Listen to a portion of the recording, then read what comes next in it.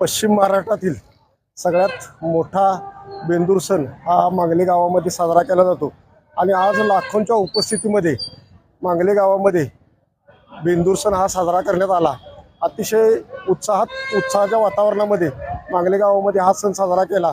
आपण जर पाहिलं तर 32 शिराळ्यानंतर सगळ्यात मोठा जो पश्चिम महाराष्ट्रात बेंदूर सण म्हणून जो साजरा केला जातो तो या मांगले गावामध्ये साजरा केला जातो आणि अतिशय चांगल्या उत्साहाच्या वातावरणामध्ये अगदी शांततापूर्ण वातावरणामध्ये आजचा हा बेंदूर सण उत्साहात पार पडलेला आहे। यासाठी पंचक्रोशीतील तसेच महाराष्ट्रातील संपूर्ण महाराष्ट्रातील जे काही तरुण युवा वर्ग होता तो युवा वर्ग अतिशय मोठ्या प्रमाणात या मांगले गावामध्ये आज जमा झालेला होता आणि या मांगले गावचं एक वैशिष्ट्य आहे की या सणाच्या निमित्तानं पारंपरिक जो काही आपला बैलांचा जो सण आहे तो बैलांचा सण साजरा केला जातो। बैलाला इथं फार मोठ्या प्रमाणात मानलं जातं आणि गावचं ग्रामदैवत जे आहे ते मंगलनाथ असल्यामुळं त्या मंगलनाथाचं प्रतीक म्हणून जे आपलं जे बैल आहे त्या बैलाची या ठिकाणी मनोभावे पूजा केली जाते आणि त्याचंच एक प्रतीक म्हणून संपूर्ण मांगले गावामधून बैलांची मिरवणूक काढली जाते।